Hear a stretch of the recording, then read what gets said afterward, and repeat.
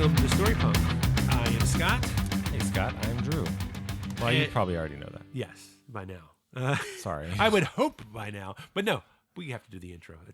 We're legally obligated by God. Well, I could obligate you by breaking a stick at you over a bowl of water. To You do could. anything I want. And then, so. then that would be a crazy episode. But yes, we're here today to talk about the movie Weapons, directed by Zach Cregger, another person that moved from comedy to horror, much like Jordan Peele. Yes. And I want to start off, Or Bill Cosby. I don't think he was doing intentional horror, but No, he was. It just well, wasn't yes, on camera. it was intentional. Yeah, just it wasn't in front of the camera. But I did want to start off this episode by saying this is actually will be our first episode of October. We're going to do a horror themed series. So this will be our first Weapons, and next episode will be It Follows, and then we'll also be doing this month Heretic, Bodies, Bodies, Bodies, and then for our great lucky 13th episode, we'll be reviewing or analyzing Jason X, but also just the Friday the 13th franchise in general. What do you mean? There's more than one Jason movie that's worth watching other than the one in space? I didn't know that. The one in space is quite something. Well, hopefully they'll remake it one day. One day. So if you'd like, I can kind of go through a quick little summary of what's going on with the movie Weapons, or the plot. What's going on with it? Yeah, you know what I'm talking about. Scott, why don't you just tell me what the movie Weapons is? It's a big hit at the box office, yes, as the kids say these days. Yes, and we have both actually been able to go, not together, unfortunately, but we were able to go see it in the theater. It was like going out in New York City. Well, all right then. So the movie Weapons is about the story about 17 kids from the same class mysteriously run away on the same night at the same time. Is that an elementary school class? It is an elementary school. I should have said that. At 2:17 a.m. And this movie really sort of deals with the aftermath of the situation of all these kids just mysteriously disappearing. Nobody knows what happened to them, and these characters, some directly, some indirectly, discover what happens to these kids. And my first clue that this movie was not based on a true story is they show a teacher owning a house and a car. So, well, also it said based on a true story, and I think Fargo taught us that is not always a reliable statement. Not. I mean, based on memory, okay. But based on a true story, not so much. But yes, I don't know what town in Pennsylvania this is supposed to be, where people make enough money doing those kinds of jobs to have what you might consider an appropriate level of standard of living, which is very unfortunate in America. But yeah, it's in every town, USA, kind of small town community. There definitely was a different Everybody feel. knows each other kind of stuff. Yeah, there definitely was a different feel to this. Although I did get the Stephen King vibes of strange things happening in a small town. Yep. But at the same time, this didn't feel like this feels distinctly different from a New England small town. Mm-hmm. This made me think of like a small town that's probably in close proximity to a big city, like something like in Pennsylvania or even here in Maryland, like where there's I don't know. That's just the vibe that I got from. Well, yeah, it's not a country town. Yeah, you don't have the old folksy sheriff. Yeah, it's a suburban type of thing. Even if sometimes it's pretty clear the people who live there don't necessarily think that it is. It's a suburban town, and you can see you see Justin Long in a small role as a dad, and he doesn't look like he went baling hay or whatever. He's just another professional guy who lives in a nice town and goes somewhere for his job, and its job is not probably in the town the way the teachers is and the principal and all these other people that are there, and the police contractor station and stuff, and the police station. The police station has a very metro kind of feel to it. Well, that also makes it feel more authentic. It's not Stars Hollow. It's not like fantasy pretend whatever. It's a town. So there's people who have lives that we might look at as pretty normal that are disrupted by the events of the movie, and then there are people who have very serious crime and drug problems and things like that. Their lives are already disrupted before they get hypnotized by magic and whatever. I think something that we should probably mention also at the top. Spoilers? I mean, no, this isn't spoilers. This is about like Zach Cregger in general. Yes. That we probably should mention that this story was written as sort of like grief therapy for him after the death of a close friend of his. And I think that sort of explains some of the reoccurring themes we see in the movie, which are definitely, I think there's people dealing with grief, and I think this might have something to do maybe with the title of, weaponizing your trauma against yourself or others. Like, how you see like it can be destructive where you have Justine, who is played by Julia Garner, who is wonderful the actress. teacher, who is one of our main characters. And, she's, I don't know if she's already an alcoholic, but she's certainly kind of driven to drink. Oh, she's definitely already an alcoholic. Yeah, I guess you're right. And these are people, you could find them compelling or not as characters, just like in any other story, but they are definitely drawn as people in the middle of lives that feel, authentic and realistic, and that therefore are understandably disrupted by, their children running out into the night and vanishing. So, except for one kid. Yes, except for one kid. And then you also see that Josh Brolin's his character is he's sort of working through the trauma of his his son missing, probably making some because he is the father of one of the children that are missing from this classroom. 17 of the 18 kids that disappeared. Yes. And he is while it's not explicitly shown, we are led to believe he does vandalize the teacher's car, painting the word witch on her car. Yeah, I'm pretty certain. I think they make it pretty clear. And it also shows how like communities and individuals can sort of turn this this pain and grief into sort of a destructive force of, there's sort of like this mob rule mentality when we open up in the there's a big meeting. It's been a month when the story actually sort of kicks in after the opening narration. Yeah, there's an opening narration, which is, by the way, one of my least favorite things in movies is to start with voiceover and then keep going with voiceover. And the movie engaged me enough that I forgot about it, because otherwise it just kept going, and I was like, is this going to be the whole movie? Because movies will do that, and that's to cover up their own storytelling choices or editorial choices or whatever. But it really was just setting it up, and then they gave us the title after she finished, and she said things that were interesting enough, like they never came back, which turned out to be true and not true, and things like that. And or people die in lots of weird ways. Yeah, it was like sort of like. What I found a little interesting about that opening narration was, are these people, is this narration, where are we in the timeline? Right. Because at first I thought it was like, oh, we are current, like it's been a month, but then it was like, but then as she keeps going, it's like, oh, this is probably post events of the movie. Right. And I don't think the narration doesn't kick in again till the end. Right. No, so I'm saying, yeah, it doesn't. Because also, it's if you had taken the first 2 minutes or 3 minutes, whatever, of the voiceover of the movie and made that the trailer, that would have intrigued me. I would have been a little like, wait, why? This is the beginning of the movie. Why are you making me watch this again? But it wasn't like Oppenheimer, where for the first 40 minutes of Oppenheimer, I felt like I was watching a trailer for the movie Oppenheimer that I wasn't interested in actually watching. So it was a setup, and then it moved past the setup, and it did it effectively. And then the way that the story is told, where I thought it was going to do a Rashomon thing where it jumps between characters' perspectives and then gives us different versions of the truth. That's not what it does. It tells you a story continuously. It leaps back sometimes to show you the perspective of those events from the other person. Right. To kind of ground you. Right. Like this character's running after, this cop is running after this addict. And then we see what happened to the addict from that angle, from like when he got to the point where the cop intercepted him, and then what happened to him after. But the events are mostly the same. Like there's certain moments when Alden Ehrenreich is this city cop, and Julia Garner, as we said, is a teacher. So Julia Garner is in a bar, and she's called Alden Ehrenreich to come and meet her. So he comes, and she's sitting at the bar. It's her story. Each section of the movie has a chapter heading, which is just their name, and we don't go back to like the same character 3 times or something like that. It's one character, next character, next character, next character, and then eventually it all comes together.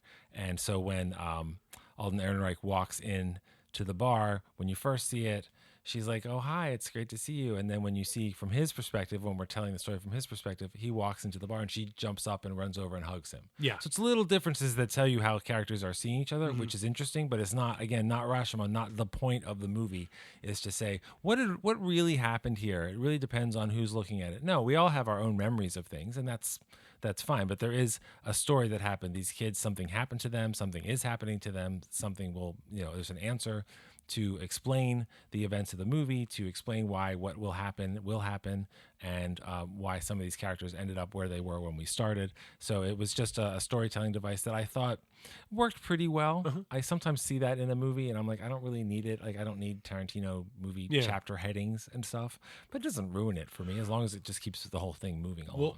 Well, that's the 2 movies I thought was Rashomon and Pulp Fiction are the 2 that I thought of. Yeah. But Zach Cregger actually mentions another one that was very popular. Magnolia was. Oh, right. I forgot he did talk about that. That was his inspiration, and I was like, okay. And in fact, the Paul character, the cop, was actually inspired by John C. Reilly's character in Magnolia. No. He was actually inspired by John C. Reilly's character's mustache. Yes, Magnolia, excuse which me. I think is much funnier. It is because funny. If you watch Magnolia, which is a fantastic movie, Yes. and then you watch this, you'll be like, I don't know that I would have been able to spin an entire character out of it. But when Zach Cregger said that and smiled, I was like, I don't think he's kidding, and he's not, and it works. There's no Amy Mann music in this movie, which is always a disappointment. That should be in every movie, but it's doing things that are familiar. I mean, Magnolia is essentially a Paul Thomas Anderson riff on a Robert Altman movie. Yes. And that's not negative on either of those things. Sure. So this is Zach Cregger's horror take on a P.T. Anderson Altman movie. That's fine. Like watching these lives intersect without feeling really awkward, because for quite a while, especially in, I guess, the first decade of the 2000s, there were all these movies that kept coming out that were like, look at our lives intersecting, and it's all connected. And definitely so late some 90s. of them, and there's some movies where really, like Amores Perros is a good movie, but I mean, Crash, that won Best Picture, is not a good movie. And remember Babel and stuff like that. 3 Days in the Valley. Yeah, Remember that with stuff James like that. Spader? Yeah, 2 Days in the Valley. Yeah, 2 days? 2 days. Yeah, was it I 2 think- or 3? Oh, no, But that's you one with might be Charlize right. Theron, right? It was like her first James movie. Spader, Terry Hatcher, Jeff Daniels was in it. It was Danny Aiello. Is it that one? yes, he was in it too. I yes. actually saw Yeah, that. yeah. I was in college. That's late saw it- 90s. I I saw was that in in the college theater. and I saw a screening of it, and the director was there, and it was really funny because he introduces the movie and he goes, okay, so I'm really proud of this movie. I want you, to know I'm really excited for people to see it and everything. He goes, I have to say, there's a young actress in this. She's going to be something. And her name is Charlize, and she's going to be something. Yeah. And we all watched the movie and we you're were right. like, yeah, you're absolutely right. Because her and Terry Hatcher get into a fight in that Yes. movie. There's like Yeah. a big, that was a big deal. I mean, I think Charlize was like 19 when she did the movie, and her career was just like, oh yeah, that's a movie star. It's great. Here's a funny story about. Well, now, you know what? I'll say maybe we'll do something about Magnolia. I'll tell you a funny story about Magnolia. So We can't laugh all the time. We I have know, to talk what about the hell? murder. I know. So here's an interesting take that I've heard somebody just kind of mention in passing, but I want to expand on a little bit, that I think is interesting take about horror movies in general, Okay. and the 3-act structure. Okay. That horror movies, except but now I'm expanding. This isn't what they said, but as I'm going a little bit further with it. Are you quoting someone that you haven't identified yet? Is that what No, you're no, saying? it's just like a random thing I saw. Oh, okay. I heard like somebody mentioned in like a much greater context. So this is So ChatGPT told you. no. This is somebody talking about. It was in a video on YouTube, but That's fine. I wasn't trying to give you a hard time. Scott GPT. Let me tell you, I am adding much more to this, and this is so. Go for I it. feel fine taking full credit for this. Enjoy. Anyway, so 3-act structures they're hard in most horror movies except for monster movies, and this is why. Okay. So here's my this is my premise. I do love a good monster movie. Okay.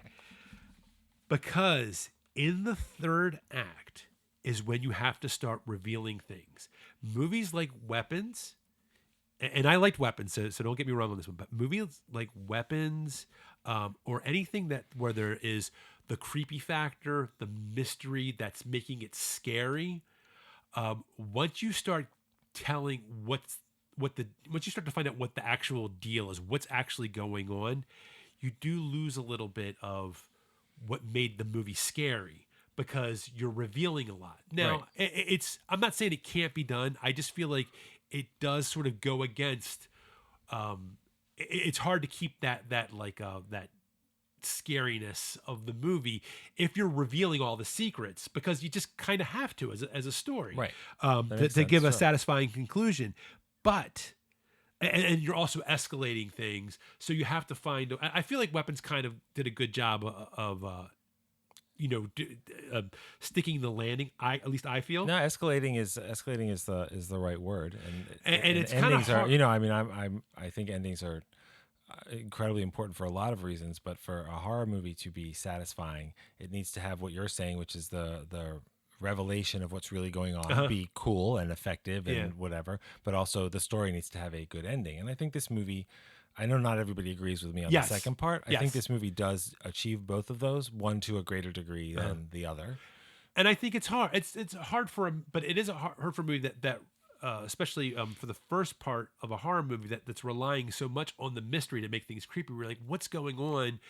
And you don't understand things that once you start giving all the answers, it's like you feel like there's something kind of, it loses a little bit. But the reason I think that monster movies, like even like a movie like Sinners, like so a vampire movie or a zombie movie, or even something like the movie Aliens, it's because once you get to that point where there's like, you have to battle like the horde, that's a very satisfying ending. So I think it works because you're escalating by maybe you saw one alien, or you're dealing with a few zombies or a few vampires, and then you have to deal with the horde at the end. I feel like that's sort of the right tone. You're escalating. So I feel like three-act structure works better for monster movies.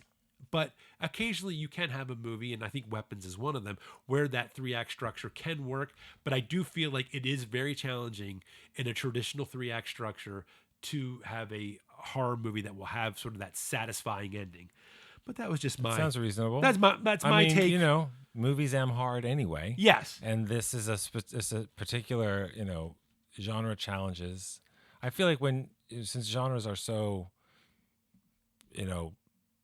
generic, if you give yourself these kinds of challenges, it's different. It's a prescribed set of things that you have to meet for it to be a vampire movie, a monster movie, or whatever. So when you pull it off, it feels really satisfying because you don't have to sell me on, wait a minute, somebody's doing something bad to somebody who doesn't deserve it, and something super like I'm in, I bought it, I'm on board and stuff. And so there's lots of movies that are horror movies that are crap, but some of the most satisfying movies that I've seen are horror movies, and sometimes they're about a lot of other stuff. Like this is definitely about some other things. Sinners is certainly about some other things. And sometimes they're just fantastic romps and stuff. And I think that this movie, I don't know. It's we'll talk a little bit about the director's first movie a little bit later, but it splits the difference nicely for me. Yeah, and to be clear, what I heard the guy didn't like the ending of Weapons, and that's all he said was that three-act structure works against this movie, and that's all he said. I added the whole thing about the monsters. Yeah. So in my defense, that was my this movie turns the victims into the horde of monsters, which is now that is, and I have a whole thing about the ending that I think the ending is. I've had some conversations with a couple of people whose movie tastes I also trust very much, and we agreed that if you watch the last sequence of the movie, you either are horrified or you're cackling in laughter or both. Yeah. And those are all legitimate. Yeah, I know. Well, I saw this. Cool. So I saw this in a theater. So I saw it opening weekend. So my theater was pretty full because cool. It was one of the smaller theaters. So it was pretty full. And yeah, people were like, it was a weird kind of reaction to that ending. Something else that I wanted to bring up too, that it is interesting that because of some of the imagery in this movie and just the name of the movie. I think that a lot of people want to make that direct parallel that this movie is about school shootings. But I will say that if you've watched any of the interviews with Zach Cregger, he's saying that wasn't really his intention. But of course, really, when it comes down to it, when you put a movie out there, it's out there. When you've released your art out into the wild, you know, you really, how people are going to interpret it, you don't really have any control over that. So, I mean, if that's what you're bringing into the movie and that's what you're seeing, I mean, that's what you're seeing. But honestly, other than, which I thought was a little, the dream sequence that Archer, Josh Brolin's character, has with the AR-15. Yeah, that was the only.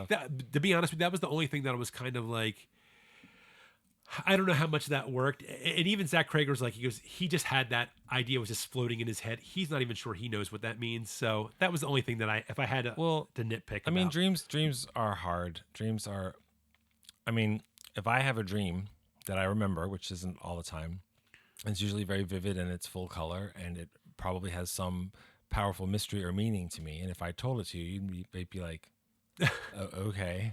Like, it's just not that interesting. No, I hear you. It's just not. I had a dream about, I was scared of Popeye's shadow when I was a kid. So well, he does work out.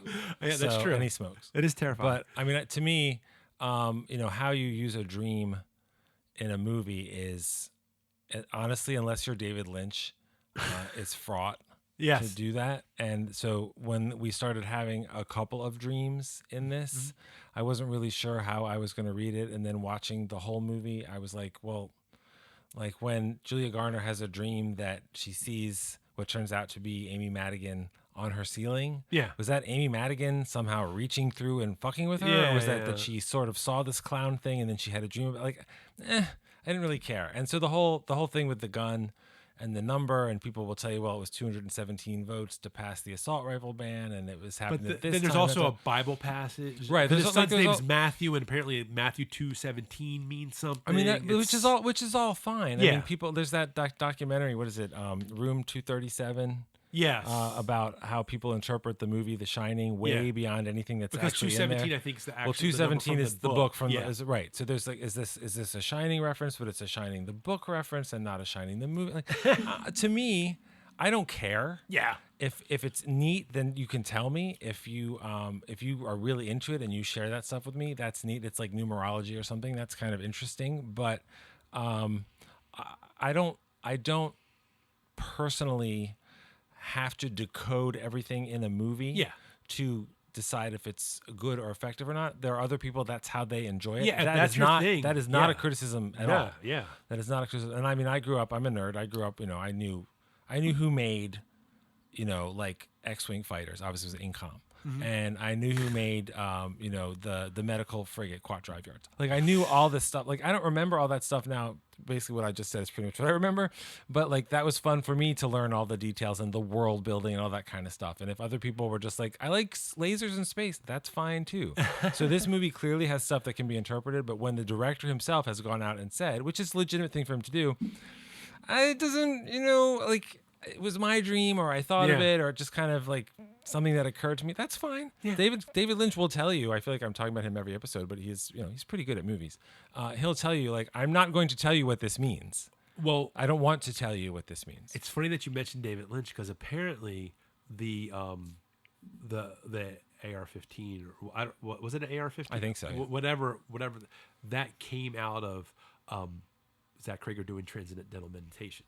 Oh, that's right. I saw that too, which of course is David Lynch's big thing. Yeah. Mm-hmm. So that is interesting. I don't know if you had anything else to say about the plot, but I did want to talk a little bit about the characters.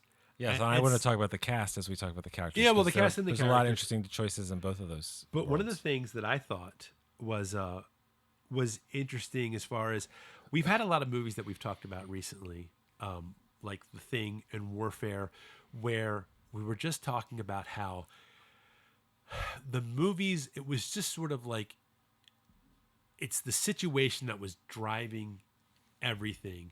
And we didn't know much, like in Warfare and in The Thing, we didn't know anything about the characters. Mm-hmm.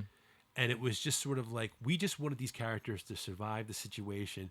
And I feel like with something like Weapons, we're sort of in a different opposite situation where I feel like all the characters felt very three-dimensional to me. I was really like, like The Thing and Warfare, those kind of intense, high-stakes kind of situations, plots to those movies. It works for those movies, but I really liked the way that these characters, they felt like you felt like you were really like looking in on real people's lives. They had other things going on. So you did, in this case, like even the drug addict character of James, like, he's on the phone talking to someone, he has, he's trying to get money. He's trying to, so even that character who, in some screenplays might just be a throwaway character that would be used either for sympathy or just for comedic effect. He's got a life outside of this. Yeah, they feel world. like real people. And look, I mean, what we talked about this explicitly in The Thing and Warfare as examples. I mean, those are bottle stories in a single setting, and that setting is very compelling. I'm in a literal war zone where my life is in danger. I am at the bottom of the world where if I go outside for too long, I'll die. Never mind if I'm left alone with an alien, it'll take over my body. Like that's part of the power of this and Lynch movies and other things. It's like it's suburbia. this. It's a school. You went to school. You have parents. You have kids. You have a teacher. You have a principal. You have the guy in town who has the kid who's a bully. Like it's all very familiar stuff. And what's happening that pulls it that is pulling the community apart. That's the horror part of it, and it is. I think a lot more effective when the characters don't read as like that is just the cipher, that other cipher, that archetype. And I agree. I mean, Julie, a lot of it to me, Zach Cregger did this well in Barbarian also. Yeah, well, that's what I was going to bring up. Great casting. It is. Great casting. Because June Diane Raphael is a really wonderful, funny actress. And she's Alden Ehrenreich's husband, who is basically only in like on camera in 2 scenes. When he comes home, after having slept with Julia Garner, and he clearly was drunk. You're talking about Donna? His wife. His wife. Yeah. You said husband. Oh, I'm sorry. I was like, no, wait, what? No. So you're talking about, but that's her name. Wasn't her name Donna or Denise? I don't remember. I tend to. But I know you're not. And that's also a good thing about when we were talking. Donna, about, yes, talking about the structure. Yes, was good because she gets the and her dad is his boss. Yes, but structure in the liquor store. When Justine, the character of Justine, she gets attacked, and you have no clue. You're like, right, you don't know what's happening. Well, at first, I think a logical conclusion was that that's a parent. Right, yes. And you're like, but then she starts yelling stuff at the end. You're like, wait a minute, what just happened? That's not one here? of the kids' parents. Yeah. We've seen a room full of the parents who are at varying levels of distraught and angry and angry at her. And right, following her into the parking lot, all that kind of stuff. But Barbarian. But June Diane Raphael is a very fine actress who's more funny than not. And she's been in a lot of stuff. This is a comedian making movies that are not comedy movies. He's got a sensibility that's maybe different than John Carpenter or something like that. So he ends up with people that are maybe a little bit of a surprise and are really good. Or there's people like Benedict Wong, I've never seen him in anything he wasn't good in. Yeah. And so he's not only is he great in this role, what he has to do in the role is really intense and upsetting. Yes. But also, that's another thing that I liked about the characters, and this is, and I really think this is a credit to Zach Cregger's writing, and I think that because he does write good. Like when we saw, like Barbarian, like once again, it's like each one of those characters had such a varied there was a backstory, even for somebody like was it Bill Skarsgård who is who isn't really in the movie that much. But, spoilers. Oh, sorry. But I'm just saying. I didn't say what happened. Honestly, we should just do an episode on Barbarian. Well, yeah, that's what we're saying. To me, one of the best. The Weapons doesn't try to do this, so it's not. I'm not saying Weapons doesn't do this as well or anything like that. But one of the most satisfying parts of what works to basically the first half of Barbarian. It's not that it doesn't work. The second half, it's just it's part of what makes the first half work is the casting, because they cast the guy who played the clown from It.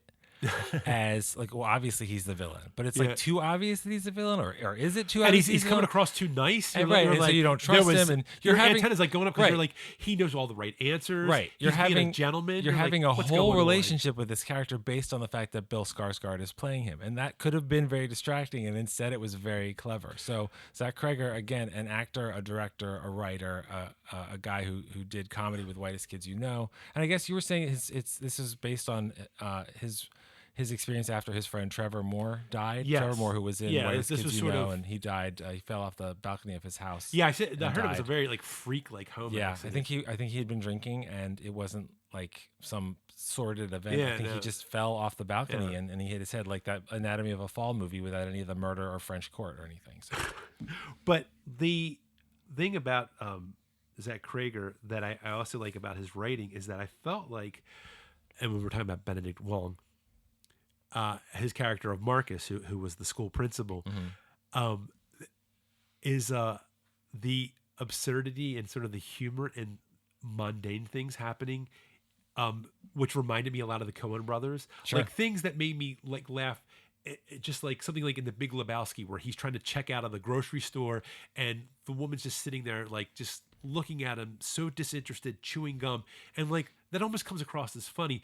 The scene in Weapons where Marcus's character, it's him and it's either his, I don't know if they're married, it's his husband or his boyfriend. Okay. And they're in the aisle and he's trying to talk to the Justine character on the phone, and his husband is picking out like Fruit Loops or like Fruity Pebbles, and he's like trying to decide like, but it's cereal like choices. Yeah, but it's like I think it was just the same. The thing that was making me laugh is I think it was the same cereal, just different color box covers, and he's holding it up, and he's like trying to talk to him. He's like trying to pick out which cereal to get, and it's stuff like that, like that's so mundane that just seems so silly in the midst of this horror movie, like that this guy has to like while he's trying to talk about something serious on the phone, that he's trying to pick out like what color box of Fruity Pebbles do I want, right? And or even when they're at home and they're making the hot dog. Apparently, that's a reference to the hot dog thing, is some kind of reference to the hot dog dinner. I have to look it up online. I feel like I failed because I didn't put that in my notes. Yeah, why don't we just stop recording now? Because you blew the hot dog. I know, I blew the hot dog thing. But that was like just a lot of these like little mundane things. Like, and this is actually something I was going to bring up, just talking about dialogue. But things like, this isn't so much mundane, but just something that would happen in real life when he goes off, Marcus goes off, and when he's been possessed or been commanded by the Aunt Gladys part, and we'll talk about Aunt Gladys in a second, and he is trying to attack Justine, and she runs into the gas station, and the gas station clerk goes, "Get the fuck out of my store." She's like, "Fucking help me." Like stuff like that is just like, because that's probably what would really happen. And that just made me, that sort of stuff made me laugh. Apparently it's because I use the internet in front of you. So I'm not like coming up with this. That's okay. The 7 hot dogs are a nod to a Whitest Kids You Know sketch. Okay. Where a doctor that Trevor Moore, the late Trevor Moore played, asks a patient how many hot dogs does he eat in a day. Oh, I think I've seen that skit. And the guy says something like, average, I don't know, 7. And the doctor's like, it's a little high. So that's probably what it is. I think that's what it is. That's how it is. But as far as characters go, I mean, obviously I did, I was going to tell you, I do like, also like, this is the other thing too, that I see the Coen brothers do a lot. I think like desperation in characters coming off as like, just coming off as like sort of like normal, like the James character. Like he's very desperate and he's just trying to do things to get money. That's the addict? Yeah, the addict, James. Another great performance by someone I was not familiar with. And I think what is so funny about that is just that he's so desperate, and he's just like, but it's just like, it's just coming across like he's just trying to just get that money. And it reminded me a lot of like William H. Macy's character in Fargo, where he's so desperate, but he's just trying to live his life, but it's like he's in this incredibly like hard situation, and there's something like almost humorous about the way that they try to pull that off. But well, part of it is also somebody like Jerry Lundegaard from Fargo is a guy who... What the heck? Yeah, he got in over his head. What the Christ? Because of what he did. Yeah.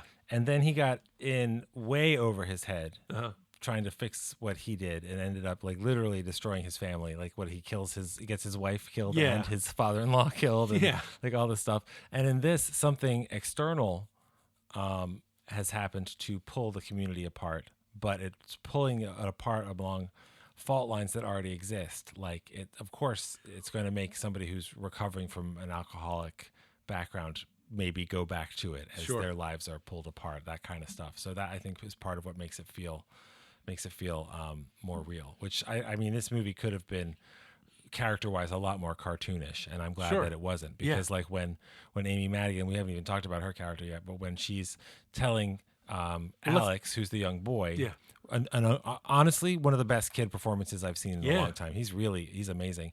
When she's telling him like, here's how I'm going to get you to do what I'm going to do, and starts making his parents do terrible things to their own bodies. Yeah. Like, I don't know those parents very well. I'm not really super familiar with those characters. I couldn't have told you who they were if they were in that room. If they were in a room before it all started, I wouldn't have told you, though, those are Alex's parents. But it was really compelling. It felt really real. I would have listened to her. But the Aunt Gladys character, the thing that I kind of love about that character is that even though there is sort of like in horror movies, you have that trope of the creepy old character, there's something, I don't know, something kind of felt fresh about her. I don't know what it is. There's something about I do. Yeah, what is it? Amy Madigan is awesome. I know. Can you believe Amy Madigan is awesome? She's the wife from Field of Dreams. Because I kept looking, I'm like, I know that person. Oh yeah, I know it, and I had to go back and look it up as soon as I got out of the theater. She's awesome. She's in that. She's in. I think it probably, spoilers, I guess, but a briefer role than you might expect in the movie The Hunt, that Betty Gilpin movie. Yes. About the, she's in the convenience store. She's in the convenience store in Arkansas, and her character. Well, is it really Arkansas? Well, no. But she says it's Arkansas, and that's how Betty Gilpin decides that she's sold her the wrong. I think, fucked up, bitch. That whole thing. Amy Madigan is wonderful. Anytime I think of her, honestly, I think of her that scene. I love her in all of Field of Dreams. I love that movie. Yeah, it's a really wonderful movie.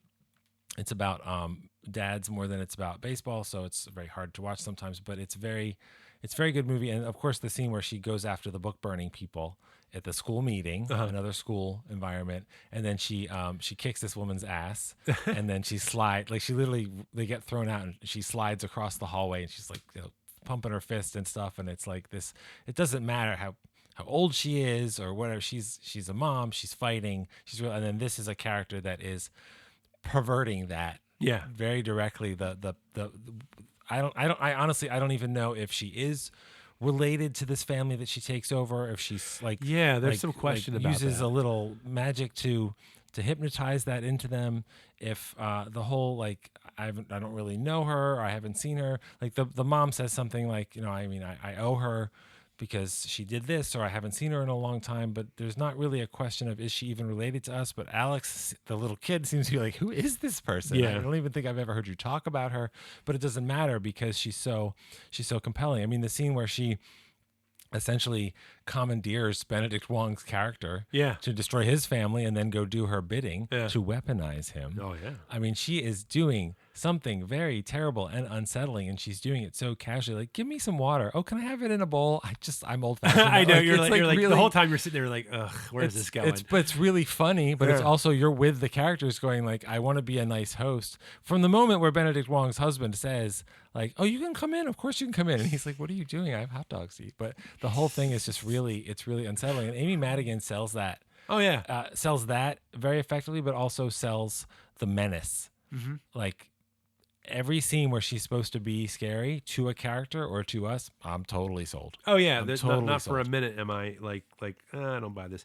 And I think also she's destined to be a Halloween costume favorite. Well, I might be doing a weightlifting contest meet on the Halloween weekend, and I think are going to have a costume contest. I may go as her and lift in that costume. I haven't decided yet. What I'd really like to do is be able to... The glasses might fall off, though. Well, that's all right. What I'd really like to do is be able to step up to the weight and then break a stick and have kids in the audience suddenly start running around. But that's a lot of coordination. That's you practically ran me over this morning trying to do that. I know. I'm so sorry. What are you going to do?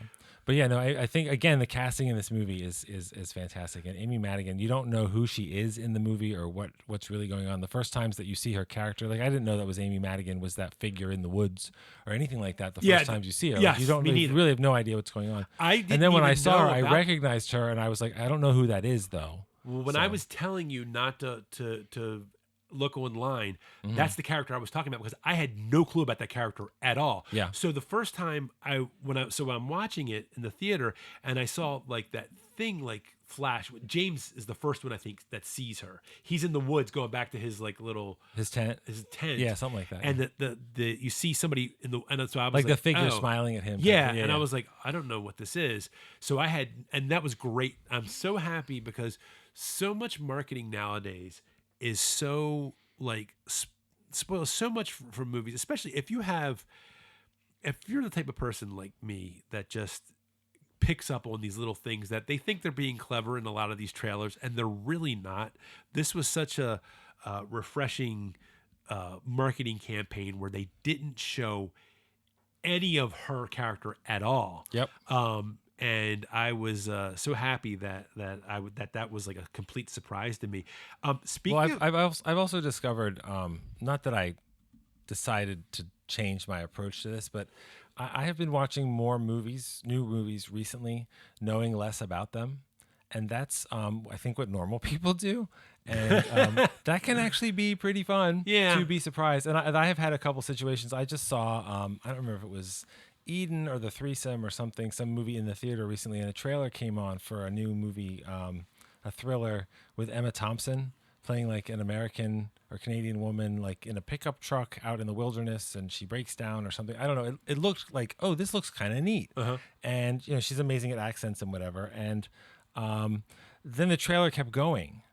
And I was like, oh, that person is in this vehicle. Now that vehicle is on fire. I don't understand. Like, I actually closed my eyes. Because you start putting stuff together. I said I don't want to know what the story is from the trailer. Now, if I see the movie and it turns out that car that I saw on fire is the opening scene of the movie, fine. Yeah, that's totally fine. But there are we could do a whole episode on trailers and credits and the moods that they set and stuff. I'd love to do that. But honestly, to me, the best trailers are the ones that give you that vibe. Yeah. And so obviously the greatest movie of all time had one of the greatest trailers of all time, which was the Comic-Con trailer that came out for Mad Max Fury Road. Yeah. If you look at it now, you're like, there's something from the entire movie is in there. Yeah. But you have no idea what you're looking at. You're just feeling the power and the insanity and everything. And Weapons had marketing like that. Like you said, I really had no idea what was going on. Now, of course, a lot of it was these were well-cut trailers and it was well marketed. And also I liked his last movie. Yeah. And it didn't look like he was trying to do something that was a copy of that, but also didn't say, I'm doing a romantic comedy now. And I'll be honest, if I hadn't... I mean, I liked Barbarian, but I'm kind of glad I didn't see Barbarian. I don't know if I... All right, because you hadn't seen Barbarian before you saw Weapons. I saw Barbarian a couple years ago. I'm kind of glad that... It's interesting. I don't feel like I would have been as hyped to see Weapons if I had seen Barbarian first. I don't know why. There's something about it. And I'll be honest with you, you know what? I don't want to talk about Barbarian because we should do a show on that. Okay. But I do want to go through something. Do you know what happened with the recasting of this movie? Yes, I understand that COVID blew up basically all of the main roles. The only person that stayed on was the what's his name? The guy that played James, the addict. Yeah, the kid from Euphoria. Yeah, Austin Abrams. So it was originally Pedro Pascal was supposed to play Josh Brolin's part. I don't know who this person is who was supposed to play Justine. Renee. Here, look. What's that name? Renata, I don't know how to pronounce that. Rensby. You would recognize her. She's been in a bunch of stuff. I've seen her, but I don't know her name. Brian Tyree Henry was going to play Marcus, play the principal. I like him a lot too. I like all these people. Did you know that the guy who was, I can't remember what his name is, the guy from Mad Max Fury Road was supposed to play Paul, the the guy that was in the truck from not Mad Max, from Furiosa. Oh yeah, the Tom Burke. Yes, I know he was supposed to play the Alden Ehrenreich, which is funny because Tom Burke is basically taking he's the Mad Max figure of Furiosa. Yeah. In the same way that Mad Max is in Fury Road, where he's not the main character, but he's a distinct kind of character. And Alden Ehrenreich was Han Solo in the movie Solo. So like let's get another guy that did the iconic role but didn't do the iconic role but got a lot of shit for doing the iconic role. I thought Alden Ehrenreich was actually really good in Solo, and I thought he was good in this, and I think Tom Burke would have been good in this also. Well, there's nobody on that list of people that I think this movie would have been automatically better or worse without them, because I like all of the choices that ended up being done originally and then ended up being in the movie. What's crazy about COVID about Austin Abrams though is that because they had to wait a year to shoot this, he lost a bunch of weight to play that role. He had to keep all that weight off for a year before they even started shooting. God. So that's what about Amy Madigan? Was she originally cast in that role? Or is that one we don't know? I think she was the last. I think she was like one of the last. She was the later ones. Yeah, gotcha. One of the last people cast. And he said that Zach Cregger said he was like she saved the movie because she was like so good. That implies that she had a lot of weight to carry for the rest of the movie not being good, which is not true. No, what she does is she sells the villainy at the heart of it. Yeah, really maybe he was just like, in spite of that wig. I think it may have been I think he may have been using that as a self-deprecating indictment of his own writing, which is not fair to him. If anybody, I just mentioned this. If anybody listening to this knows where I can get that wig, I'm going to need it for my meat. So please let me know. But I feel my meat meaning a competition, not my meat, MEAT. Oh, please. I do feel like that as far as directing, that I'm really surprised at how well Zach Cregger really knows how to. He knows how to kind of shift the tones. And still, like he's really good at doing the going into the sort of the funny part of horror, because obviously most horror movies are somewhat absurd, and I feel like he knows how to do it without making it cartoonish. So you kind of look at some of these things, except when it calls for it, like the ending. The ending. We'll get there. Yeah, we'll get there. But that is definitely, like, sometimes there is some ridiculousness that is just that it's. I think it actually makes the movie more authentic to kind of be like, this is kind of ridiculous. We're in a horror movie, but we didn't make it like so like it didn't take me out of it at any point. Right. Like the whole thing, like when she's running it, or the part when James breaks into into Alex's house, the kid's house. He's like, fuck, man, Willow. When he finds he finds the DVD, like things like that just kind of make you chuckle. And I like how one of the things that Zach Cregger does, and I feel like he did this in Barbarian too, where he kind of gives you those puzzle pieces, but it's not like you never feel, at least I didn't. I never felt spoon-fed in either one of those movies. Not like Alex's parents had to be fed. No, yeah. And all the kids had to be fed. You know that is... So I don't know the details about Zach Cregger's life, but apparently that was something that he experienced that I guess his parents must have been either alcoholics or addicts or whatever, and that he had to take care as he got older, and that was a metaphor for what he dealt with. Yeah, that he had to. Like, well, it is a modern horror movie. It has to be based on trauma, and unfortunately, a lot of people have really awful trauma. And at least he did something. He said that it's when as a kid, because when home is no longer like a safe place, and he had to he had to take care of his parents and make sure that. Yeah. And I can't imagine that would be pretty awful. Well, more kudos to him then for writing that, making it feel authentic, and for that kid selling it. Yeah. Wow. Yeah. I mean, that kid is amazing.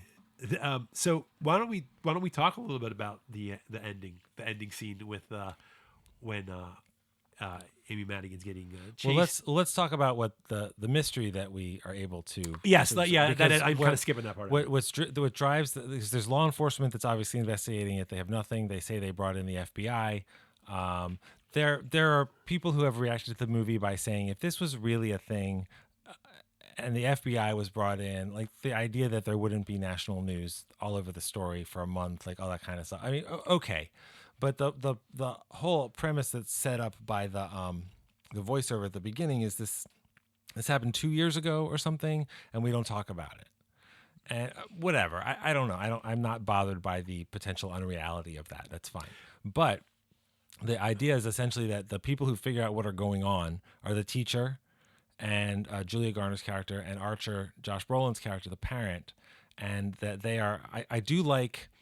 There's a name for this this trope or storytelling idea. I can't remember what it is. It's got some tvtropes.com name or something, but basically like the people who are rivals suddenly find that they are together and that they have something in common. No, yeah. And so when the like two of them too. end up in the hospital and then they walk out together and they've been like genuinely, understandably butting heads, if not like active enemies the entire movie, and they kind of look at each other and like this one's got a cast and that one's injured and they're like, "Are you okay?" Yeah. Like I think we got to figure this out together, because whatever they thought was going to happen, it wasn't that her boss was going to come screaming covered in his husband's blood across the parking lot and assault them and have to be shot. Yeah. So that puts them or run over. Right. That puts them together. Right.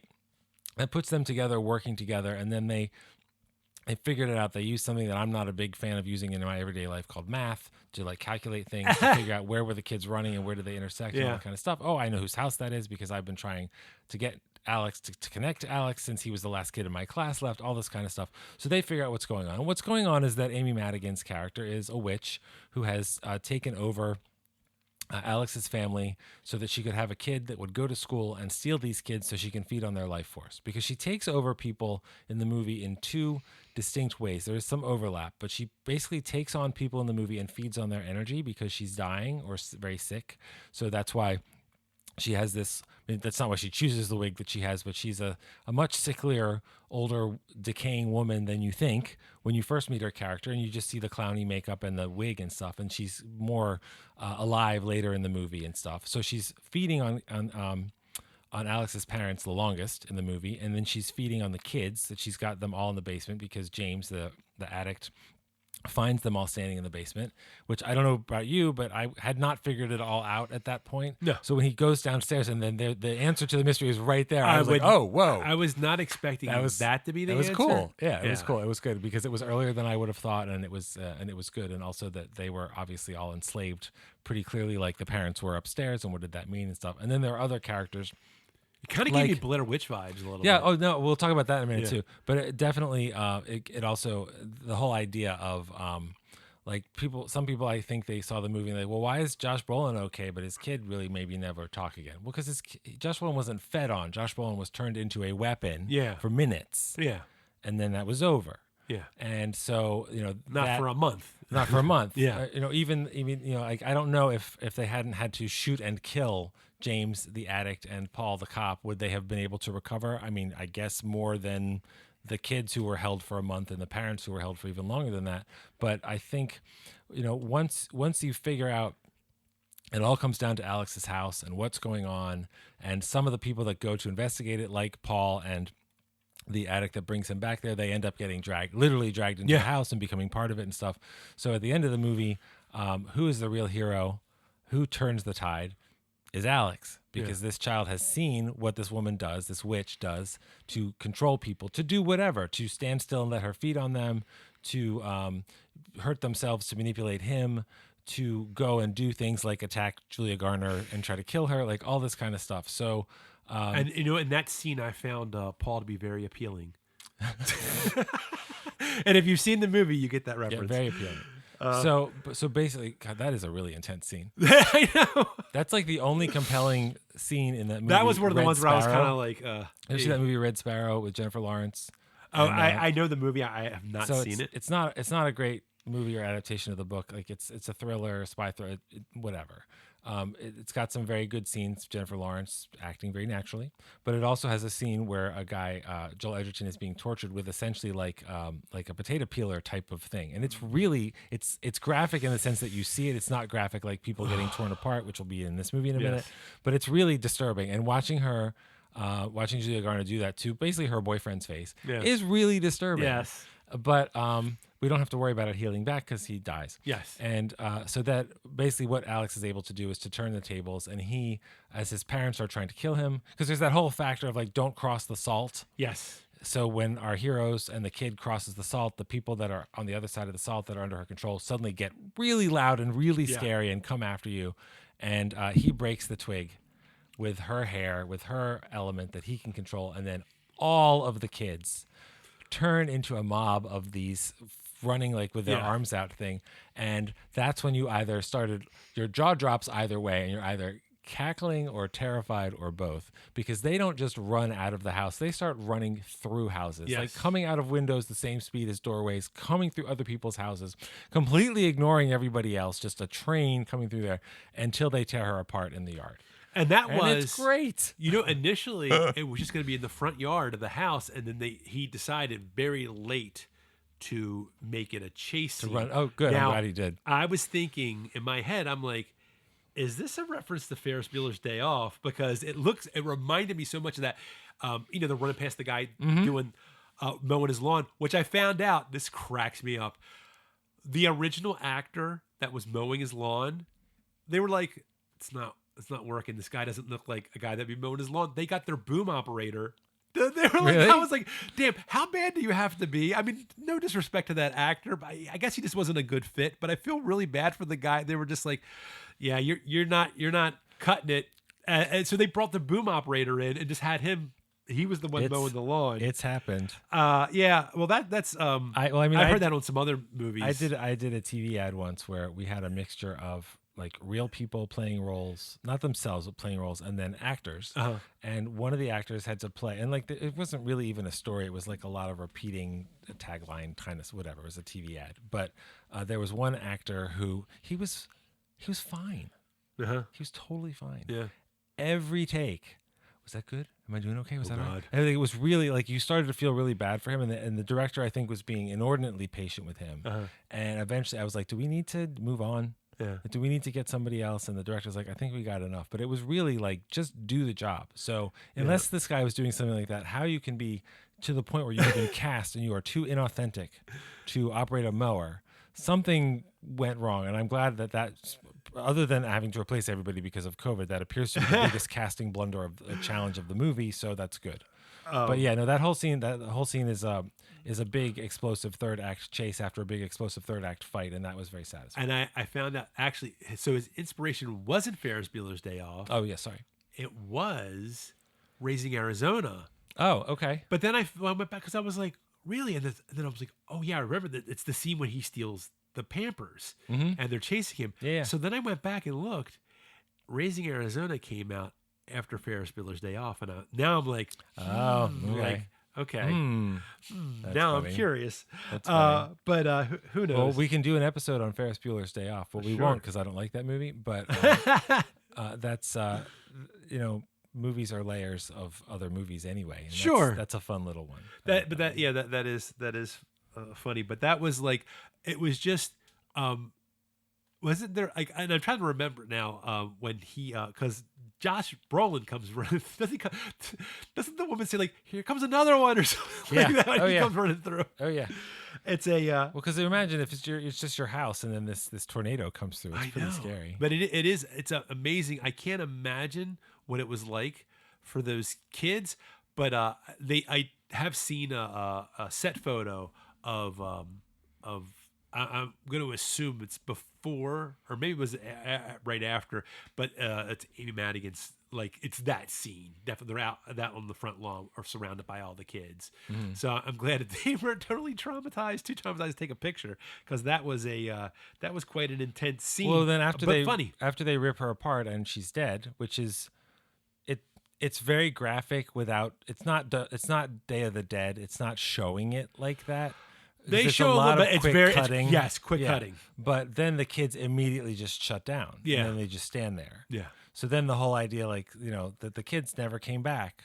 Well, and then at the end, in the opening voiceover, and then at the end, the voiceover returns, and the girl's like, and some of them just started talking again. It's like they really didn't come back. Like Alex's kids are still in an institution. Yeah. Can't care for themselves, have to still be spoon fed, stuff like that. But the whole the whole experience of the children is obviously pretty horrible. But I was a little, I don't know that this was right or wrong. I don't have like a value judgment on this or anything. I was a little concerned that they were going to eat her after they ripped her apart to try to get their energy back or something. But they just stopped. Like they literally just switched off. Alex figured out how to switch them on. I don't know that he knew exactly what was going to happen, but he knew that they were going to stop her. Yeah. And so I support his decision. But woof, that was nasty. That was quite. There was a lot of interesting stuff to talk about technically with this. I will say one thing that's kind of related to story-wise. Technically, the one complaint that I had was that, and I find this a lot of shows and movies nowadays, sometimes the dark scenes are just too dark. Oh yeah, and it's like you don't know. You do wonder if it's like, I know sometimes like if you see the movie in the theaters, you're like, did they? Because I know sometimes there's certain filters they put on for like if the show is in 3D or whatever. Now I saw it in a little theater, so that's probably not the case. Usually, well, I know what you're saying. The problem is that if you're showing a 3D movie, then you have a different lens or additional lens on the projector, and that is just like if you put 3D glasses on, it's a tinted glass. Yeah, which is why I never like I saw I guess the first Avatar in the theater in 3D. I've seen some like Pixar movies in 3D. I don't really care about 3D one way or the other. Like Avatar, I get that it's very good 3D in the way that he does it, and he extends the background instead of out into the foreground. I get it; it's effective, all that kind of stuff. But something like Up, the Pixar movie Up, or Avatar, these are gorgeous movies. Why am I wearing sunglasses? Like, I get why I'm wearing it, but to me that was kind of a thing. And then my understanding for quite a while, I guess in the like late 2000s into the early 2010s when there was a lot of 3D stuff, I would go to the movies and I would start to get really irritated. And finally I asked, I was like, can you take off the 3D lens if you're not showing a 3D movie? And a manager said, no, that's like a $30,000 piece of equipment, and somebody who is to know what they're doing has to come in and swap it. And I was like, great. Oh, okay, well then don't do it. But that sucks. Yeah. Because you're taking movies that might have a really scary scene at night, and now I can't see it. But yeah, I did know there was a few scenes. And that's annoying. Yeah, but so maybe that wasn't the case for this, because like I said, I did see. Well, they still make 3D movies and they still project 3D movies, and they still have movies that require different lenses. And if some of those lenses are maybe darker from the last movie than they should be for this movie, that is definitely something that can still happen. But I do know exactly what you mean. There has also been an idea that movies have been made too dark and TV shows have been made too dark, like the Game of Thrones. Yeah, well that's famous night, for winter, or whatever. The night I know battle, all that kind of stuff. But or Alien versus Predator 2, which is not a good movie, which has some incredible practical effects that you literally can't see. Yeah, because they made it too. I don't know what that's about. I think this movie flirted with that, but if Barbarian didn't fall prey to that, when so much of it is underground, this movie, I don't think it really blew it like that. No, yeah, I wouldn't say it blew it, but there were a few times I was like, whoa, what's going on? Well, you said the Blair Witch reference earlier in the basement, with like the kids with their back to them. That was really one of the single scariest moments in a movie I've ever seen in a theater, was because I saw Blair Witch Project. I'm from Maryland, I have to watch it, and of course at the Charles Theater. It's required, and it was full crowd, and we were all into it, and we were all watching her boogers and everything. And then the end of the movie, like you see like this person on the wall, and then she gets knocked down, and that's the end of the movie. And I didn't really realize what I saw, and then hours later I sat straight up in bed and I realized it was it's so dumb now because of course that's what it was, but that was the last guy. I didn't get it at first either. Okay, so we're both the right kind of moron then. His back was to the center of the room, which is where the witch made you face when she killed somebody else in the room, so you weren't watching. And so she killed Heather while he was a little boy with his back to her. And I didn't realize that until hours later. And I literally scared. I went, and it really creeped me out. And this movie, when he goes in the basement and all the kids are just standing there, I definitely got that memory. Absolutely. A witch and the kids ignoring you, and everything is very bad and dangerous and dirty. And apparently so Zach Cregger and the cinematographer, Larkin Seipel. I don't know how that's how you say his name. Basically, I'm really bad at last names. Cinematographers, especially if they have a difficult for us to pronounce foreign name, they're probably better. Yeah, because there's lots and lots of Janusz Kaminskis and people like that who are amazing. he's been around for a while. He's done like a lot of like TV shows. He's done music videos for like Massive Attack and Childish Gambino. He shot like I think he shot all the first season of Beef on Netflix. Okay. He Spider-Man: No Way Home, Everything, Everywhere, All at Once, and he had actually he was taking a break after Everything, Everywhere, All at Once. And he got sent the Weapons script, and he was like, "Oh, I want to shoot this." But anyway, him and Zach Cregger apparently watched Prisoners as a visual reference. Oh, okay. With the one with Denis Villeneuve movie. Yes, with Hugh Jackman and Jake Gyllenhaal. Yes, and Paul Dano. Yes, and that was their visual reference. I guess especially like in the. For some of the darker scenes, for sure. You didn't tell me he shot the Bruno Mars Sexy Red video, Fat, Juicy, and Wet. Now I'll have to go and watch that. It has a 4.8 on IMDb. Nice. And they used a lot of. Apparently they shot 250 scenes in 50 days. Oof. That's a lot. That's a lot of setups. Wow. And they used. They were using apparently using. I looked this up. They used this special anamorphic lens that was I looked it up. It's like cost more, or well, I don't know if it cost more than my car, but it was certainly getting up there. It was like probably like $20,000 lens. Well, don't feel bad because money's not worth what it used to be. That's true. Anyway, so. But but those anamorphic lenses are very they didn't go these J.J. Abrams thing with the anamorphic lenses with getting the flares. The flares. Yeah. So they were restrained. Well, there's so many choices now for how physically you can, photograph something. It's really interesting to see what different people and different combinations of people and different combinations of equipment come up with. And I mean, Weapons I think it's got a pretty distinct, not reinventing anything, but a pretty distinct look. And like what you said about how Zach Cregger is as a director, he's got a real clear sensibility of how he wants the camera to move and frame and how he wants to block talent within the camera, within the frame and everything. Yeah. And I think that is true of both of his features. Same way it was with Jordan Peele from Get Out to Us, and without them being copies of each other. Yeah. And, I every time I see a first movie that I really like, I'm always more curious than super excited what the next one's going to be. And Barbarian worked for me, and Weapons worked for me, and Get Out worked for me, and Us worked for me, and I dug some of Nope.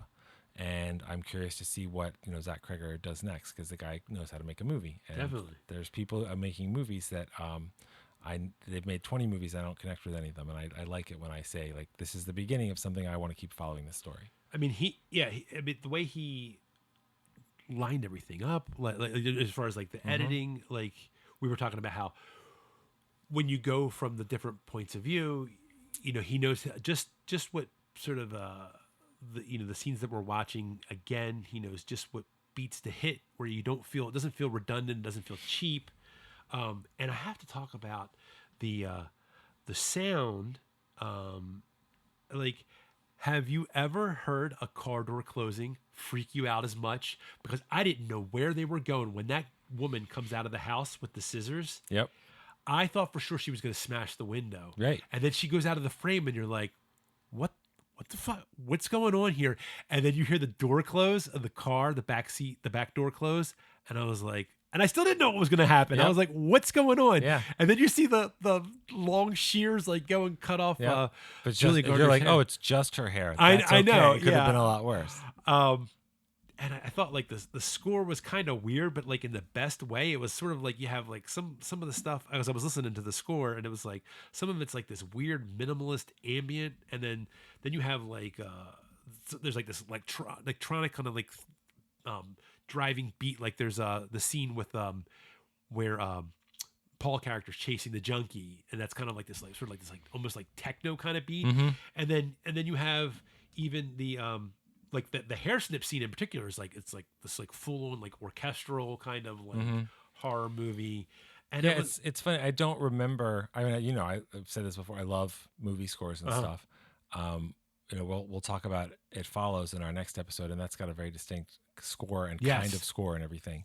I don't, just off the top of my head, I don't remember anything specific about the score to Weapons other than certain, which was effective, certain tones that made things eerier. Yeah.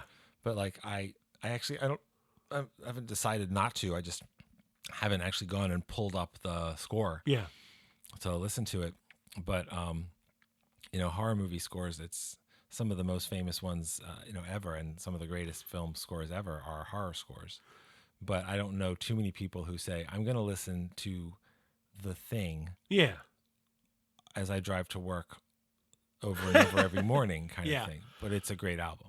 But the one thing that I really want to talk about is the use of the George Harrison song in the opening sort of montage where it's sort of like is it the end of her monologue, the voiceover? I can't remember if it's exactly there, but it's the very beginning where they're going to show you all the kids leaving their houses in the middle of the night. So you get to see actually what happened when these kids, part of what you get to see them leaving their house. You don't get to see what you just see them run into the night. Right. And they start playing the George Harrison song, Beware of Darkness. Right. And that is just such a, when you think of these well-used popular, pre-existing popular music in movies. Needle drop, as it were. Yes, a needle drop. That was just, when I heard that, I was like, that's when I was like locked in. I'm like, I'm going to like this movie.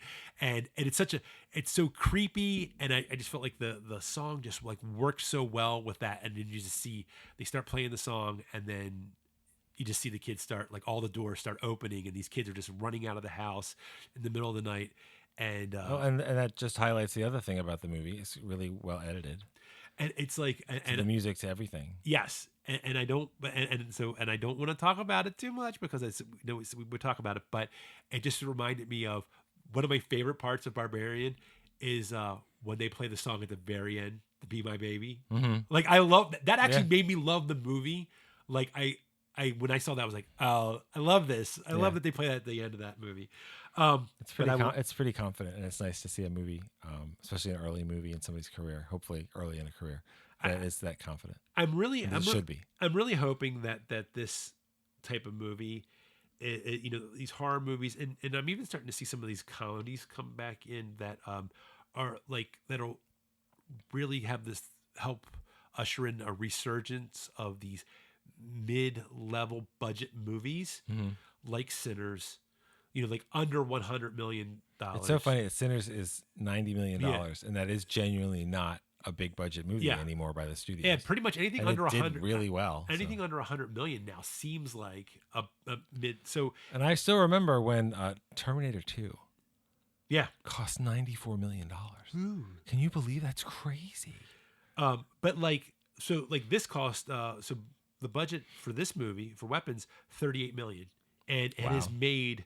Last time I checked, I just checked like a day or two ago, it's at $245 million. And it did that thing that if I'm recalling correctly, it did that thing that you don't see that much anymore, which is it came out on a weekend, it made a lot of money, and then the next weekend it made a little bit less money. Yeah. And then the next weekend, a little bit less than that. So this is not the movie that, comes out and it makes $350 million, but it basically did that in 10 days. And then it disappeared. I think it actually exceeded its budget the first weekend, I think. That sounds right. If it's at 240 or whatever. Yeah, 240. So that is, that's amazing. Like Sinners ended up bringing in $367 million. So that's a nice little. Well, plus, they're good movies. Yeah. And they found an audience. Yeah. They were marketed well, and they were well done. And honestly, I don't think Weapons will do this, but I haven't seen everything this year, obviously, and neither has anybody. But if Sinners isn't a movie that we're talking about as best of the year at the end of the year, I will be very surprised,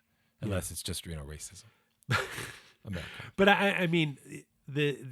so hopefully this will be sort of a wake up call for Hollywood to be like, hey, we can have these original movies. You don't have to spend as much money as these huge existing properties that are out there. It won't be though, because somebody will buy something original and it won't hit, and it won't hit because they'll be like, see, well, it won't hit because it's not good, or it won't hit because it just didn't work out, or it won't hit because that weekend there was a hurricane or whatever, all the things that happen to any movie. And then we'll get the Slinky movie. Right. Well, I haven't. I admit it was a big hit. I have not seen the Minecraft movie. I saw. So I'm not. I'm sure you have. You have children. I'm not going. Twice. I was gonna say you've seen it more than once. I am not going to pretend that I don't watch movies that are for families or for kids. I'm not going to pretend that the movies aren't made for me and that's fine. But like I don't know. I saw Thunderbolts this year, the Marvel movie. Yeah. I thought it was pretty good. Yeah, it wasn't and bad. it made quote unquote only $380 million. So it's a failure. Bomb. Like I don't know. It's weird. There's so many ways for movies to fail. I mean, we should never make it again. I mean, look, what was the big lesson of Sinners that you heard people saying? Like, I can't believe they gave him this deal where he owns it. Why? I know. You gave it to him. He took a risk. You took a risk. Everybody made money. You're not going to make as much money because you agreed to take the risk that he took more of a risk on, which is this will be my movie. He did. I'm not saying he's going to own his own stuff and eventually marry, a Kansas City Chief or whatever. But he is an artist that I think earned the right to do that, and then he did it, and everybody made money. What is the problem? It's Ryan's version, right? So anyway, you've been Googled. But one of the things I do want to get back, because as we're kind of wrapping it up here, are we good? I mean, we should. Yeah, I know we are. But I wanted to talk about. Otherwise, we'll just start talking about Barbarian. I brought up the song that was used, and this is something that I told you to prepare for. The George Harrison song. Yeah, the George Harrison song. But I wanted to say that using as we said, the needle drop, but using existing popular music in movies, and I think about like movies from like our generation that really stand out. Of course, like Reservoir Dogs, Stuck in the Middle, sure, or even that song, that Little Green Bag song from the opening Reservoir Dogs, Sister Christian and Boogie Nights, sure. Or Where's My Mind from Fight Club. Those are sort of like from the late 90s. Like those are sort of these iconic songs. But I wanted to ask literally anything from Pulp Fiction. Well, yes. Other Tarantino yeah. movies, Oh, yeah. There's so many from that. But do you have like any like existing popular music that really made an impact from a movie, a scene that used existing popular music from a movie that really made an impact that you wanted to bring up that you could think of? I talked about this. I told you. Here's the Prepared part. you. Here's the part where I admit that I totally forgot to pick a scene, and then I'll But you said there was a movie that you in particular. I mean, there have been movies because I didn't write it down. Wait, well, maybe I can help John remember. You said that it was the same song used in two different movies, and that it was a song that was an older song that it kind of brought new life to. That's what you told me. God, that sounds amazing. I don't know what it is. That sounds really insightful. Well, how about you want me to tell you mine, and maybe you'll think of it while I'm talking about mine? Sure. Okay. I mean, I'm going to listen to you, but if it jogs me. Because when you told me that, it inspired me to find a song that was used, in the same song in more than one movie. Okay. That had, so the Immigrant Song by Led Zeppelin. So in two movies, there is the scene in School of Rock, right, where he's loading all the kids up into the car. Right. I was thinking of School of Rock, and then it was a Marvel movie. Yeah, that's what I was thinking of. The Immigrant No, Song? I'm just kidding. You dickhead. Anyway, no. So there is School of Rock, so the Immigrant Song, and apparently they had to go through. Now I don't know what they went through, on the Marvel side but of course they probably had the money. It wasn't a deal. But for School of Rock, School of Rock sounds like a music licensing nightmare that they figured out. Yeah. So, but apparently they actually, Jack Black actually, I think, performed it with they had like the on set. They performed it in front of a crowd and sent that off to Led Zeppelin to ask them to use it. And they said okay. And they said okay. But you have to because pay less than well, they're notorious for saying no. Right. But then there is that is a movie about getting children to fall in love with rock and roll. So if their old rock and roller hearts are gonna respond to anything, I think that was well played. Now with Marvel, it was probably like, oh, show us the money. Yeah, and I'm sure they probably. And then, I mean, you're talking about Thor Ragnarok, and that's a really fun scene. I and they love did a that great scene. job with that it. Was and that really was great. So I love that scene. And it's such a fun movie. Immigrant Song, as somebody pointed out, is probably one of the few songs where the opening static might be the most famous opening static of any song, because when the song starts, you hear like there's like this like little hissing static, and then it starts the dun, dun, dun, dun, dun, dun. But it's like I never noticed that until somebody pointed that out, and then I listened to it and I went, There is a little bit of static in the beginning of that song. So it wasn't famous enough for either you or I to have I noticed know, it before. what the hell? But okay. If you were going to watch a double feature for something like that, for something like Weapons, what would you suggest? I think probably Keira Knightley's was it Pride and Prejudice? Because there's a lot of like running through fields and it's very beautiful. And no, I don't know. I don't think that for me there was a natural like this. Like you could say things like Barbarian or Blair Witch or something that. It didn't. It made me. This is one of those movies I felt like, and this is in a good way. It's a collection of a whole bunch of different things that other movies have been made of witches and suburbs, and families and dealing with addiction and who your family really is and trauma and all this other stuff. And I watched it and I was like, I am satisfied. You know, not every movie has a smoke a cigarette, go to bed. Yeah, kind of. Coffee before, cigarette after. Said the guy who doesn't smoke, drink, or there you after. So I think I think there was no movie that jumped out of my you know, I don't know, it's not a spank bank. What do you call it in the movies in your head? The library in your head. There wasn't anything. Cinephile. My Cinebank. there wasn't anything that jumped out as a natural match. But I'm sure that there are other movies that it would be fun to pair it with. I thought of two. I'll take one of those then. An older one. It's actually a Disney movie called Watcher in the Woods with Betty Davis from 1980. Do you remember that one? Yeah, I remember. And that was just because it was some kids moving to this old house in the woods, and Betty Davis is a weird old lady, and that's the weird old lady connection was the main thing. But there's like there's some kind of weird evil in the house. That was back when Disney made some questionable movies for children. They sure did. We should do one on the Black Hole, which should never have been made for kids. I was just talking about that. That is a fucked up movie. Kelly. I was like, I forgot like that. Because it ends in hell. It's an overall fucked up movie, but I remember watching that movie, finding it scary and stuff. But the robots and what happened to those little R2-D2 knockoff robots was so sad. Like it really upset me. Anthony Perkins gets the one robot takes a rotating blade and shoves it to his stomach. Right, that's the big red one. Yes, that's the monster Maximilian robot or whatever. Yeah, and it ends in hell. Anyway, here's my movie. What? The Ice Storm. Another movie about happy families. You know what? Though, honestly, that's actually not a bad choice. I know. That's why I thought of it. But I also picked Poltergeist. Okay. Poltergeist. Another older film. Yeah. Another classic. Another movie not really directed by Tobe Hooper. So. Wink, wink. He's his next movie is going to be Zach Cregger. He's directing the next Resident Evil. Yes. Interesting. Which I don't know in general if that's a good idea. I don't know. Interesting move. I've never really played the games. I've tried to play the games, and I haven't played them in years. I played them way back. Well, the reason that I can't play those games is I like because you're a scaredy cat. No, I am a scaredy. You learned that in the Thing episode. I like shooting zombies. I like first-person shooter games. And I like third-person aimer games like Grand Theft Auto, stuff like that. Resident Evil, I couldn't play because the camera, I don't know about the newer ones, the camera's locked, when you aim. So I literally was like running around and I was shooting at the door when I was shooting at the window. I couldn't get far enough into the game to decide if it was scary or not. So I never played them. I have seen not all, but a bunch of the other Resident Evil movies. And the first one with the Marilyn Manson soundtrack is not a good movie, but it's a lot of fun. Yeah. And then I've seen some of the other ones. Michelle Rodriguez is in that one. It's a good time. Yeah. And I'm a big fan of Mila Jovovich for a variety of obvious reasons. And she's good with the action and whatnot. But those movies, people seem to hate them because they are not faithful to the games or something. I have no context for that at all. Zach Cregger could say, I'm remaking Sense and Sensibility, and I'd be like, I'm curious. Yeah.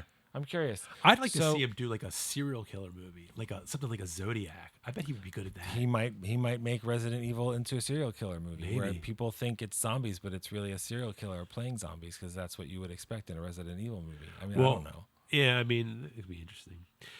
Well, just watch Red Letter Media. Watch the end of one of the later Resident Evil movies where the monsters come out of the main bad guy's mouth and start laughing, and you won't need to watch any of the other movies. It's good stuff. There you go. All right. Well, I think that's pretty much a wrap on Weapons, and we'll be back for our next episode. Actually, our next episode up is going to be, most likely, unless something weird happens, we're going to be talking about It Follows. And you're saying It Follows will follow this episode. Yeah, It Follows is following this episod. Another horror film for October. And in the meanwhile, you can follow us on Instagram page at StoryPunkPod. And that gives you have all our updates plus random shit that I put up there. And also, we have a Substack now. Yes, please check it out. Check out the StoryPunk Substack. Just go on and just search StoryPunk on Substack. And you can use it to start doing what people who enjoy podcasts ultimately want to do, which is you can start telling us what you want us to do. So sure. If you find that one of us or both of us have written about something that you think we should particularly discuss more in an episode or anything like that, please let us know, because there's lots and lots of movies to talk about and lots of good conversations to be had. And if certain people are enjoying the show and would like us to take a look in this direction or that direction, we'd be delighted to talk about it. I mean, yeah, you could do that on any social media. You could do that on Instagram too. Substack. We have a Facebook page for YouTube channel. all you boomers out there. YouTube channel coming soon. I thought Facebook was for boomers. It is for boomers. Oh, okay. That's why I said for boomers. You can go to Facebook page. I didn't hear that you said Facebook because I'm losing my hearing because I'm old.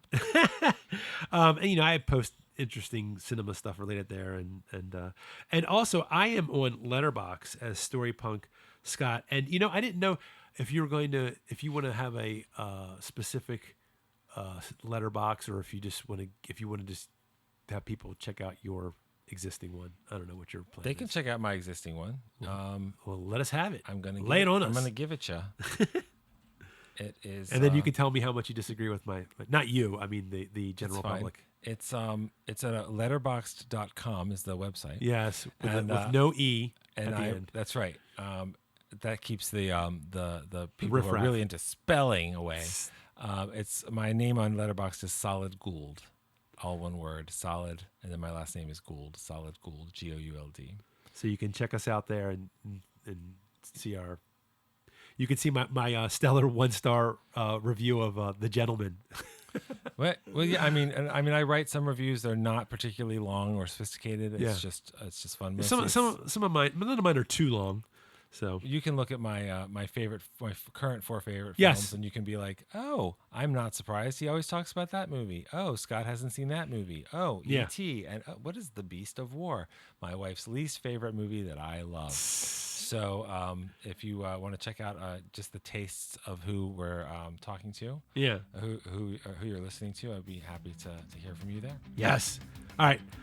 So, let's actually wrap this up now. And remember, as always, story matters.